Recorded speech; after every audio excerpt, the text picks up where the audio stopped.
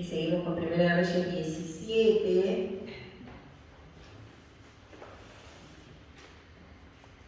Y vamos ahí al versículo 1. ¿Se acuerdan? El sábado pasado vimos el versículo 1.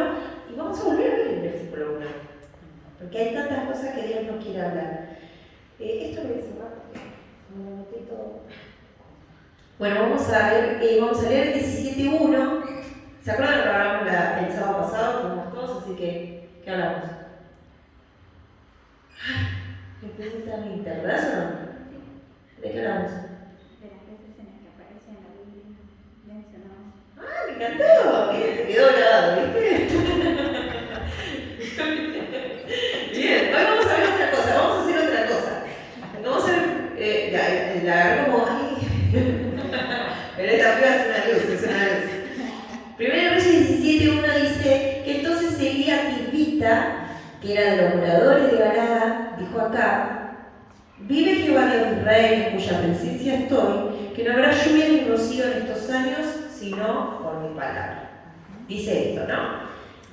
Algo que tenemos que saber, este versículo lo vamos a dejar ahí y vamos a hacer esto. Dice, los nombres en los tiempos bíblicos, ¿sí? No eran simplemente nombres como Romina, como Daniela, como Alejandro, que era. ¿Por qué ponemos los nombres? Porque suenan lindos.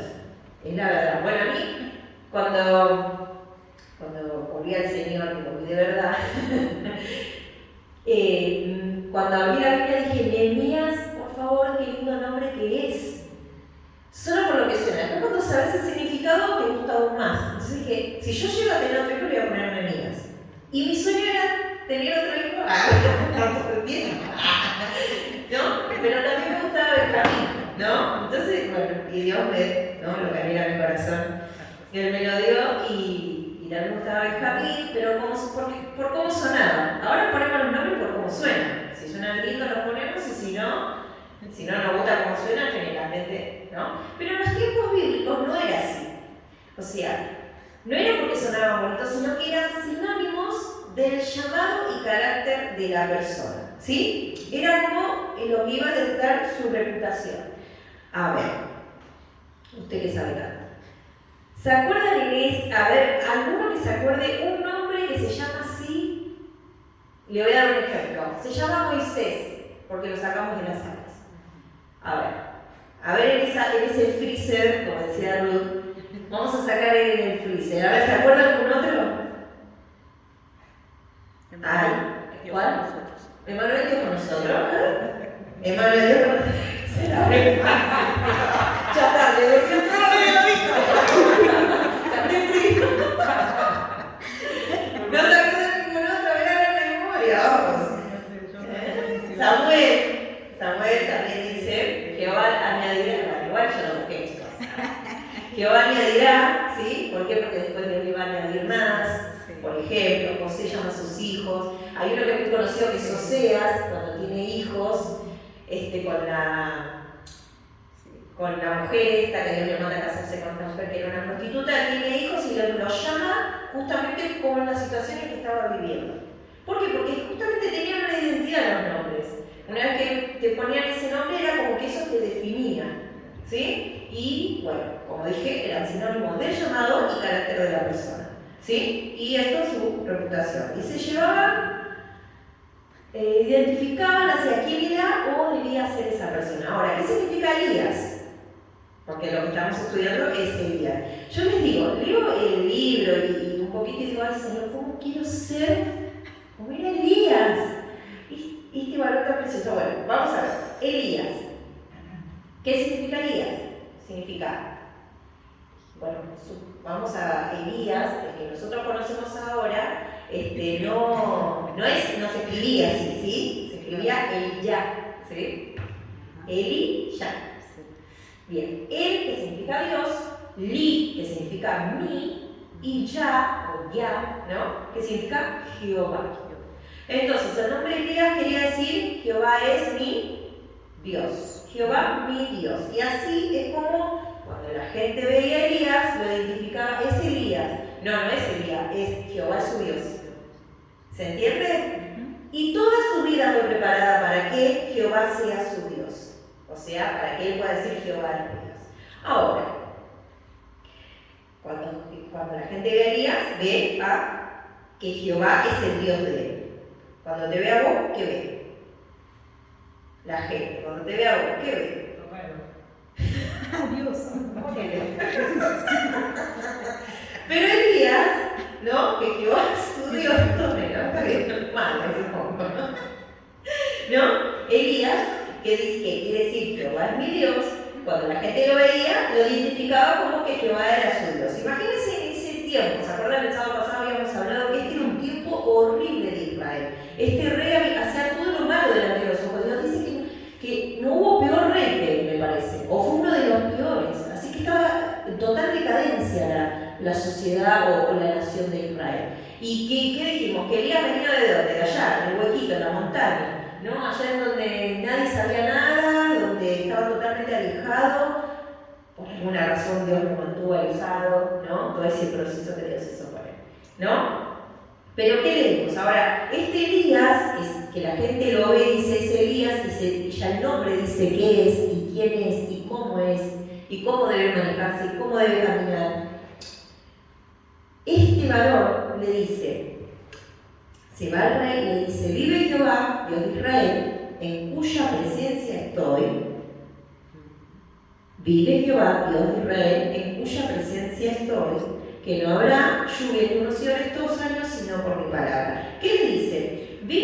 Le dice a este rey que era bravo este rey, ¿sí? Dice, vive Jehová, Dios de Israel, en cuya presencia estoy. ¿Y acá qué está diciendo?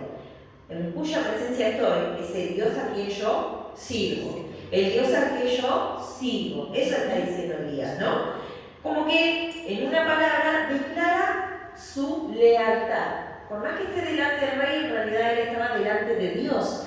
Y aunque el rey hiciera lo que quisiera y llevara al pueblo a hacer lo malo, no, su lealtad estaba con Dios. Delante de quién estoy, vive Jehová Dios de Israel, en cuya presencia estoy. Estoy delante de él, yo le estoy sirviendo a él. Eso está diciendo. Digamos que le hace bien honor a su nombre, ¿no? Jehová es mi Dios, bueno, le hace honor a su nombre, al nombre que lleva él, Elías. Dice, no habrá lluvia ni rocío en la tierra, que este es un juicio de parte de Dios. ¿Por qué? Porque en ese tiempo ellos adoraban a Baal y a Acera, que estos dos dioses se suponían, ellos creían que ellos dominaban el clima, ¿sí? Y que tenían, digamos, como eran los dioses de la fertilidad, se suponía que iban a hacer florecer, ¿sí? La fertilidad es como, vamos a decirlo, como vida. Entonces, iban a hacer florecer las plantas, o mejor dicho, la siembra. ¿Está bien? Sí, la siembra. Entonces, ellos creían en esto, ¿bien? Pero entonces Elías le dice, vive Jehová, que no va a llover, ni caerá rocío, sino porque en estos años, sino por mi palabra. ¿Bien? Pero vamos a leer Deuteronomio, porque aparte de que ellos creían en estos dioses y todo esto, había un pacto que Dios había hecho con su pueblo. No era solo eso, sino que ya me tengo que repetir, ¿no? Deuteronomio 11 dice del 10 al 14, Deuteronomio 11, del 10 al 14, dice: la tierra a la cual entras para tomarla no es como la tierra de Egipto, donde habéis salido, donde sembrabas tu semilla y regabas con tu pie como huerto de hortaliza. La tierra a la cual pasáis para tomarla es tierra de montes y de vegas, que bebe las aguas de las lluvias del cielo. Tierra de la cual Jehová tu Dios cuida, siempre están sobre ella los ojos de Jehová tu Dios, desde el principio del año hasta el fin. Si obedecieres cuidadosamente a mis mandamientos que yo os prescribo hoy, amando a Jehová vuestro Dios y sirviéndole con todo vuestro corazón y con toda vuestra alma, yo daré la lluvia de vuestra tierra a su tiempo, la temprana y la tardía, y recogerás tu grano, tu vino y tu aceite. ¿Qué dice acá? Que ellos venían de una tierra donde ellos mismos tenían que cultivar, tenían que sembrar, tenían que cosechar, ¿bien? Pero esa era la tierra de Egipto, la tierra donde vivían siendo esclavos. Ahora, la tierra que yo les voy a dar, esta tierra me va a producir y yo voy a dar la lluvia que esta tierra necesite, el rocío que esta tierra necesite, porque mis ojos siempre están puestos en realidad sobre la tierra, en realidad está diciendo, mis ojos siempre están puestos sobre ustedes y lo que ustedes vayan a necesitar. Pero ¿qué dice? Si obedecieres cuidadosamente mis mandamientos. Así que lo que le está diciendo acá es que si ustedes obedecen, bien, va a haber lluvia y van a ver y van a sembrar y van a cosechar. ¿Sí? Ahora, ¿qué hacían ellos? ¿Obedecían? Y no, porque dice que ellos adoraban a Baal y a Cera. ¿Sí? Y dice, acá dice que si obedecieres cuidadosamente, amando a Jehová vuestro Dios y sirviéndole con todo vuestro corazón y con toda vuestra alma. Ahora, su alma y su corazón, ¿con quién estaban? Con Baal y con Acera. ¿Recuerdan ese momento donde que estuvimos viendo dónde están sus pensamientos? ¿Con ellos o con Dios? ¿No? Como que Dios lo tiene que enfrentar, a ver si reaccionan, ¿no? ¿Con ellos o conmigo? Y fíjense que dice que Elías le dice no va a llover, justamente, están rompiendo absolutamente el pacto. Ustedes no están obedeciendo, ustedes están en cualquiera, ¿no? Entonces es como que le dice, bueno, justamente no es que no va a llover solamente porque ustedes creen en que Baal y Acera son los que producen la lluvia, sino además porque ustedes están rompiendo el pacto que Dios hizo con ustedes. Dios dijo que si ustedes obedecen va a haber lluvia. Así que ¿saben qué? Como no obedecen y están en cualquiera, no va a haber lluvia. Dice, ni lluvia ni rocío por todos estos años. Me fui de primera vez. ¿No? Ahora, alguien que lea Santiago 5:17.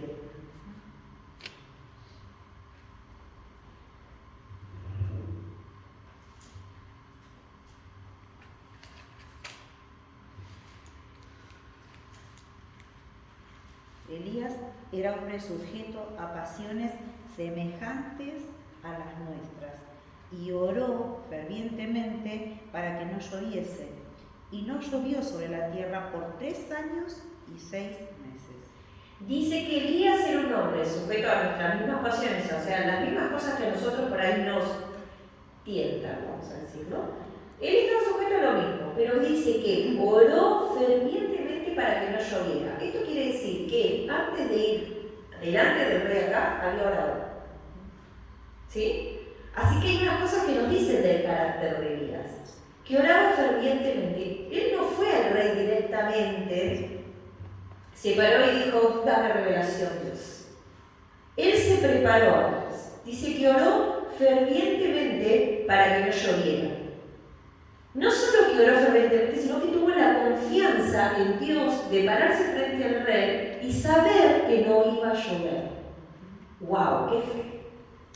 No solo esto, que además conocía la palabra de Dios, porque él sabía que el pacto estaba siendo violado, el pacto estaba siendo roto. Entonces, como él sabía que el pacto estaba siendo roto y que Dios dijo que si obedecía, pero como lo estaban obedeciendo, sí, Dios podía parar la lluvia. Porque él conocía el pacto que Dios había hecho con ellos. Pero Elías oró fervientemente. A veces nosotros somos más mandados, ¿vieron? Es como que queremos que Dios nos acomode las cosas tipo mandados, sin sacrificar nada de nuestro tiempo, orando así a los tuntunes, ¿no? Pero dice que Elías, algo que tenemos que aprender de Elías es que oró fervientemente. Y oró conociendo la palabra. Hay algo que justo me pasaba en este tiempo, es que le decía, Señor, está bien saber, pero yo quiero aprender lo que sé. Porque yo puedo saber de acá mucho. ¿Vieron con esas personas que por ahí vos les hablas y te dicen, no sé, por ejemplo, decís, bueno, pero vos en ese momento, no sé, tenés que confiar en Dios? Sí, ya sé. Saber podemos saber todos. El problema es aprenderlo, ¿no? Aprender a adorar realmente a Dios, aprender a alabar a Dios, aprender cuando Él te dice esperar, aprender cuando Él te dice, aprender a escuchar su voz. ¿No le es difícil saber bien cuál es la voluntad de Dios? No sé si a ustedes les pasa, pero a mí sí me pasa. Eso de decir, ay, no estoy segura, ¿viene de vos o no viene de vos? ¿No? Que nosotros somos remandados, somos que, aparte que somos muy emocionales, nos dejamos llevar por nuestras emociones, por lo que sentimos y no podemos a veces discernir y es como que la voz de Dios no está clara. Yo a veces digo, Señor, me gustaría, no sé, que tengas un WhatsApp. Entonces vos me contestás, no sé, tengo que hacer esto, ¿no? No tenés que hacer, ¿no? Pero es como que quisiera aprender, por eso digo, no quiero saber, sé que vos me hablas, pero quiero aprender a escucharte. Que es distinto aprender a escuchar a Dios. No es lo mismo, sí, sabemos, porque Dios habla todo el tiempo. El problema es nosotros que ya dejamos de escucharlo a veces. A veces pecamos tanto que dejamos de escucharlo. A veces tampoco tenemos intimidad con Él, entonces ni siquiera sabemos cómo es su voz. ¿No? Qué importante es reconocer la voz de Dios, porque a veces si nos viene se nos abren puertas y creemos que vienen de Dios, y a veces no vienen de Dios. Que se abran puertas no quiere decir que venga de Dios. Se te pueden abrir puertas para que vos te desvíes donde tenés que estar. Y con tanta facilidad decimos, Señor, justo. ¿No? Justo lo que, mirá, vino la respuesta, no es la respuesta. Pero como no escuchamos, porque tenemos problemas para discernir o para entender la voz de Dios y terminamos haciendo maldad, ¿no? Y igual Elías la tenía muy clara, ¿no? Elías dice que oró fervientemente, me fui, ¿no? Pero no en esto, ¿no? No solo saber, sino aprender. Y yo digo, en qué tiempo, Señor, ¿cuánto nos falta? ¿Cuánto a mí me falta? ¿Cuánto nos falta todavía este proceso de aprender? Tenemos que aprender todavía tantas cosas. Y bueno, pero lo importante es que el que comenzó la buena obra la va a perfeccionar hasta el día que Cristo vuelva. Entonces dice que oró fervientemente, tenía conocimiento de la palabra y tenía fe en la palabra y en la oración. Ahora, el pacto de Dios había sido roto con el pueblo, ¿sí? Porque el pueblo no obedecía. En otra parte dice que tampoco crecería hierba alguna si ellos desobedecían. Está en Deuteronomio también. Pero acá dice que bueno, que si ellos obedecían, mandaba la lluvia. Pero en otra parte también en Deuteronomio dice que si ustedes no hacen lo que yo les digo, ni hierba va a crecer. Dice, ¿sí? Ahora, Elías dice que oró fervientemente para que no lloviera. Yo pregunto, ¿esto le afectaba a él? ¿Qué piensan ustedes? No va a llover por 3 años y medio. ¿No le afecta a él? A todos. Le afecta a todos. A él le iba a afectar, o sea, él no iba a afectar. Sin embargo, él estaba tan comprometido con Dios que igual lo pidió. ¿Quién pediría algo que sabés que te va a quitar de tu comodidad?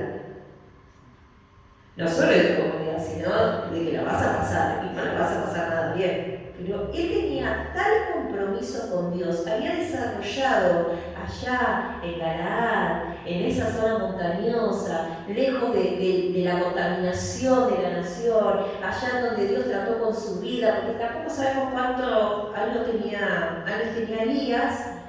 La verdad que no lo busqué, pero no supongo que era un señor, un jovencito. Yo supongo que y dice acá que era barbudo, ¿no? Y que era pelado, ¿no?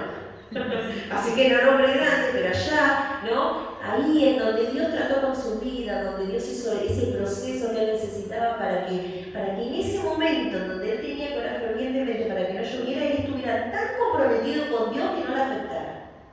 O tan comprometido con Dios que no le importara que él también iba a pasar necesidad a través de esa lluvia que se iba a detener. Pero ¿vieron cuando decimos yo quiero ir donde vos me lleves? ¿Quién está dispuesto a todo realmente hacia donde Dios me lleve? ¿Realmente estoy dispuesto? A mí me hizo pensar, este hombre se salió de su comodidad. ¿Quién está dispuesto a salir de su comodidad para realmente cumplir con el propósito de Dios? Para realmente cumplir con la voluntad de Dios. ¿Vieron que nos falta mucho para aprender? ¿Vieron que todavía hay mucho que Dios tiene que procesar en nosotros? Allá en Galaad, de donde él aprendió ese compromiso con Dios, esa manera de comprometerse, pero de estar leal a Dios. Más allá de lo que él pensara o diga, ¿vieron que a veces pasa que, Señor, esto no lo quiero hacer? ¿No? Dios te dice, tenés que hacer esto, y tú vas a decir, pero Señor, yo no lo quiero hacer. No quiero. Yo no sé qué parece un niño, o una niña. Pero a veces como, no, Señor, no quiero. O por ahí, no sé, un ejemplo, que me lo hago con Gaby. Yo le tengo que decir las cosas para que él entienda. Y el Señor por ahí me dice que no, callate, te dice, no digas nada. Ahí es clarita la voz de Dios. ¿Vieron? El Espíritu Santo a veces bastante te hace acá, ¿no? Y vos decís, no, Señor, quiero decir. Vieron que somos caprichositos con Dios. Como que queremos hacer lo que nosotros queremos. Pero acá Elías no era así. Elías ya estaba listo, ¿no? Pero ese proceso que vivió Yacará decidió para ese momento hacer lo que él le había mandado hacer, ¿no? Y dice que lo llevó a estar, este proceso que vivió Yacará, lo llevó a estar dispuesto a orar para que la voluntad de Dios se cumpliera aún por encima de su comodidad. Me encanta, ¿no? Ahora, ¿a quién se enfrenta? Dice que se enfrenta a este rey Acab, ¿no? Dice que se para frente, y Acab no era cualquier persona, ¿sí? Acab era el rey de Israel, era el hombre que estaba, qué sé yo, sentado en el trono, con sus vestiduras todas picucú, rodeado de los guardaespaldas, de los soldados, de la seguridad, y ahí viene Elías, se enfrenta y se para frente a él y le dice estas cosas. Ahora, yo no sé cómo es que Elías llegó hasta ahí, ¿no? Porque bien lo podrían haber matado en la puerta, vos acá no pasás, ¿no? Más que, este era un rey que no le importaba un bledo la voluntad de Dios, la palabra de Dios, o hacer lo que Dios decía, ¿no? Este varón, ¿no? Hacía lo malo delante de los ojos de Dios, dice la palabra. Ahora, Elías llega ahí, ¿cómo llega? No lo sé, pero ¿vieron cuando Dios dice que tiene que llegar? ¿Y llega? Bueno, así. Porque hay algo que tenemos que entender, que a Dios nada lo detiene. Era el tiempo que tenía que ser para él, ese momento. Ese momento él tenía que estar parado ahí y nada lo detuvo. Ninguna puerta, ningún soldado afuera, ni la gente que estaba afuera, ni el de seguridad, nadie detuvo a Elías. Dios dijo, en este momento tenés que estar acá y ahí vas a estar. Y así es con nosotros también. Es el momento justo y nada detiene a Dios. No lo detiene nada. Cuando sea el momento que estemos listos, preparados, con ese proceso pasado, como Galaad, créeme que Dios nada lo va a detener.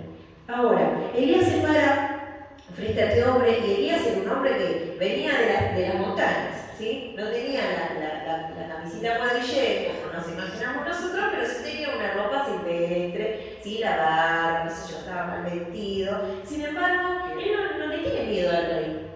Se lo enfrenta y se lo enfrenta con valentía, porque en su lealtad, su nombre que dice, que él es leal a quién? A Dios. Y le tenía lealtad, o sea, su lealtad estaba con Dios. Entonces, él no se intimidó ante el rey. Pero en nuestra vida puede pasar, ¿no? Que por ahí conocemos gente, tenemos superiores. Por ejemplo, vos vas a la facultad, tenés tus profesores. Vos vas a trabajar, tenés tu jefe. Nosotros, nuestro marido. Vos tu padre, ¿sabes? ¿No? Y tu jefa también.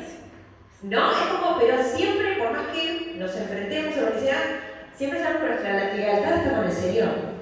¿No? Así tiene que ser. Es como cuando nosotros, no sé, un ejemplo, acá de cita en el libro. Por ejemplo, viajamos al extranjero. Pero ¿saben que dio este ejemplo? Pero yo ya venía pensando en este ejemplo hace rato, venía pensando cuando estaba leyendo Efesios, que lo estaba estudiando un poco y dice, ustedes son ciudadanos del cielo. Entonces yo pensaba, es como cuando vamos, por ejemplo, si yo me voy a Italia,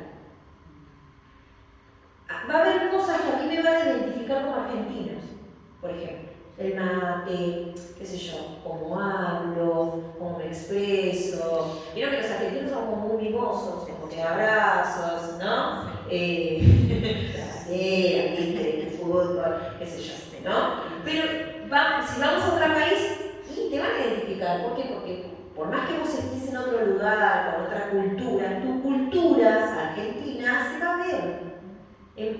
Hasta en cómo hablamos se ve. Ahora, nosotros al ser ciudadanos del cielo, ¿cómo tiene que ser nuestra cultura? Y me hacía pensar en esto, que nosotros somos, dice, extranjeros acá.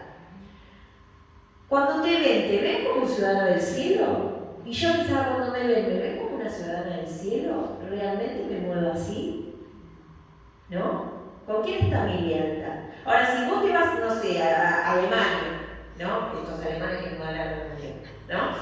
Te vas a Alemania y vos sos argentino. Y está bien, yo estoy en Alemania, pero mi lealtad, ¿dónde está? En Argentina, vamos todos para allá, ¿no? En Argentina, obvio, va con el fútbol, te vas a la cancha y por más que esté en Alemania, hay un hinchar, mi lealtad con mi país. Así era él. Por más que salía enfrentado, su lealtad estaba con Dios. Y así tiene que ser con nosotros. Nuestra lealtad tiene que estar con Dios.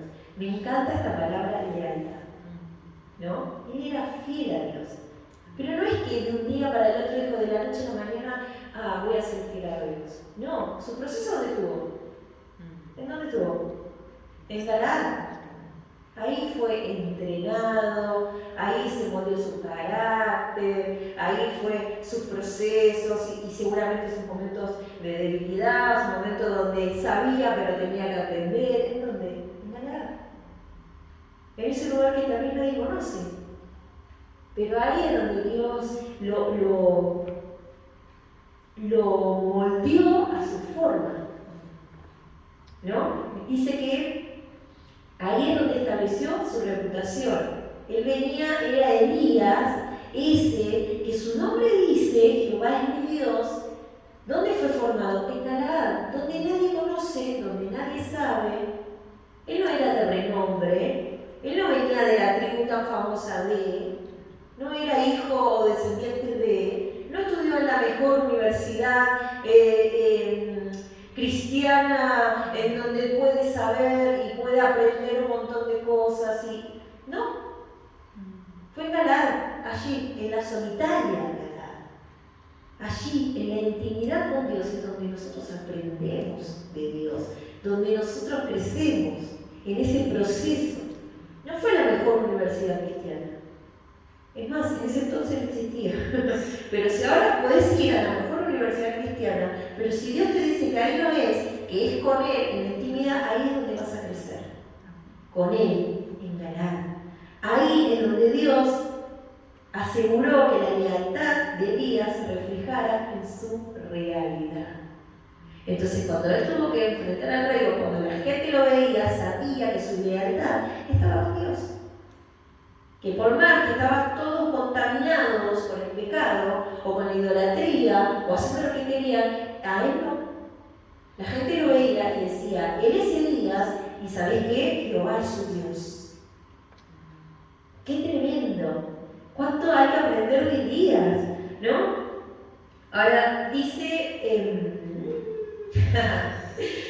me gusta esto, y esto me encantó, y creo que es la mejor parte de lo que venimos a aprender. Cuando conoces tu propio nombre, aunque vengas de una tierra sin importancia o renombre como la Galaad, dice, cuando te comprendes con el proceso de conocer tu verdadera identidad, puedes hablar la palabra en cualquier lugar.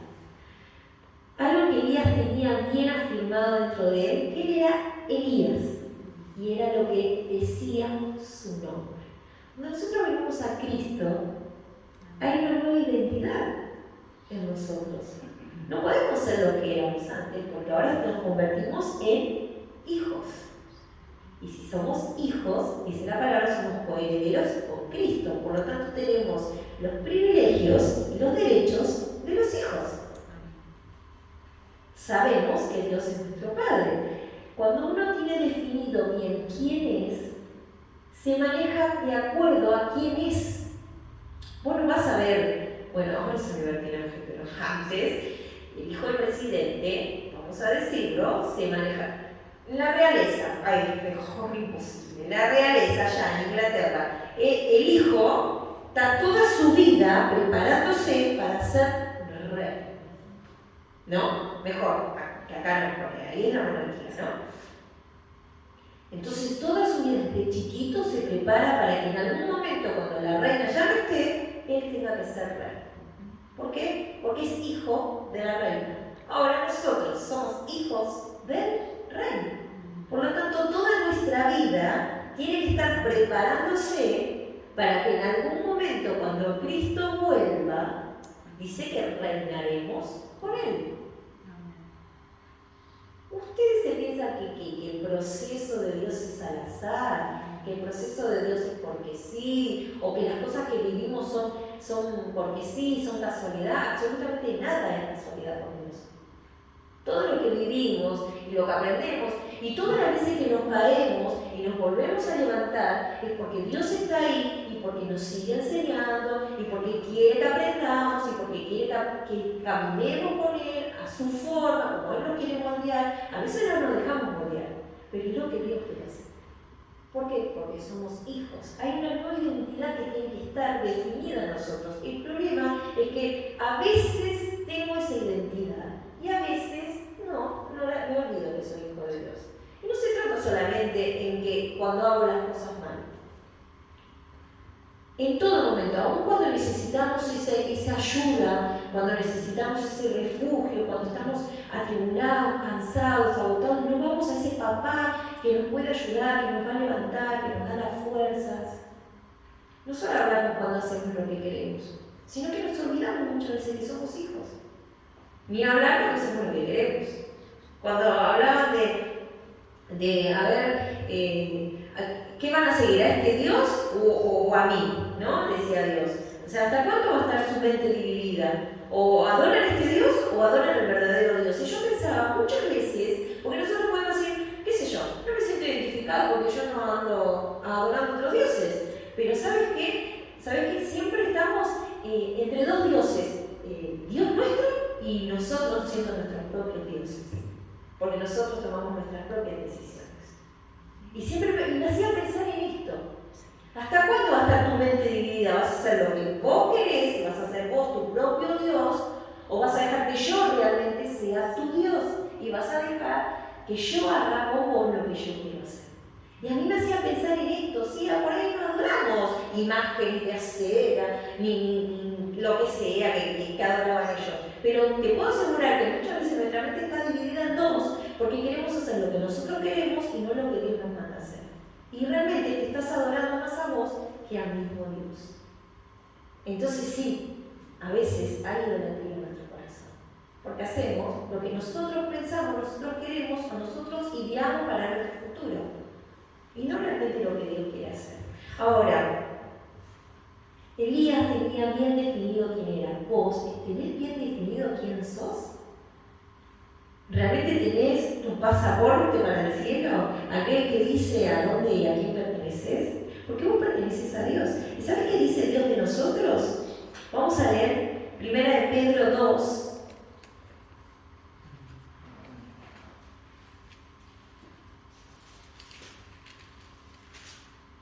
Y vos decís, sí, este lo conozco. Sí, es que siempre sabemos.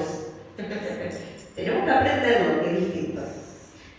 ¿Sí? Dice el 2, 9 y 10 de 1 Pedro, dice, mas vosotros sois linaje escogido, real sacerdocio, nación santa, pueblo adquirido por Dios, para que anunciéis las virtudes de aquel que os llamó de las tinieblas a la luz admirable. Vosotros, que en otro tiempo no eras pueblo, pero ahora sos pueblo de Dios, que en otro tiempo no habías alcanzado misericordia, pero ahora alcanzaste misericordia. ¿Qué somos? Dice el Señor, linaje escogido. Linaje es realeza. Un linaje es algo, viene del linaje vino con una descendencia. Ustedes son descendencia de Dios, escogidos de Dios. Ustedes son un real sacerdocio, ustedes son una nación santa, un pueblo adquirido por Dios. Dios adquirió este pueblo para sí. O sea que Dios te llamó para Él.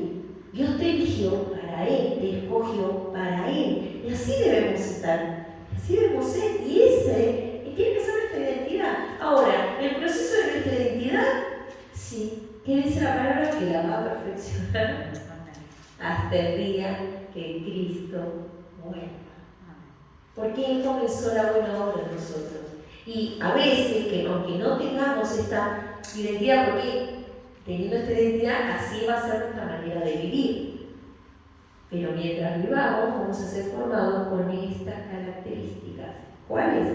Linaje escogido, real sacerdocio, nación santa, pueblo adquirido por Dios. Mientras vivamos, Dios nos lleva en ese proceso para poder entender que así, como Él nos llamó, como Él quiere que seamos, hasta que Él vuelva, nos va a perfeccionar para comprender esto, porque una vez que comprendemos y entendemos, nos manejamos de otra manera. Y vamos y caminamos de otra manera cuando entendemos que somos esto que dice la palabra.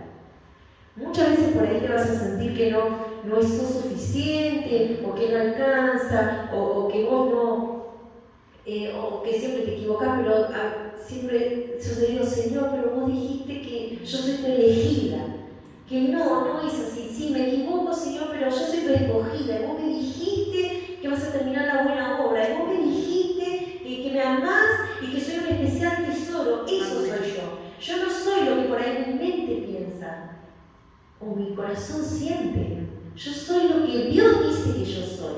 ¿Y sabes qué dice que soy? ¿Y sabes qué dice de vos? Que sos un linaje escogido, que sos un real sacerdocio, que sos una nación santa, un pueblo que Dios adquirió para Él. Eso sos. Ni más ni menos. ¿No te es suficiente? Que el Rey de los cielos, el Creador de todas las cosas, aquel que sostiene todo con el poder de su palabra, te eligió para que seas un pueblo para Él, un hijo de Él. Qué privilegio que tenemos. Por eso que cuando tengamos esa identidad definida, acá pegada, grabada en el corazón, te vas a empezar a mover de otra manera. Nos vamos a empezar a mover de otra manera y vamos a empezar a ver las cosas como Dios quiere que la veamos. Cuando nuestra mente deje de estar dividida entre yo y Dios y el verdadero Dios.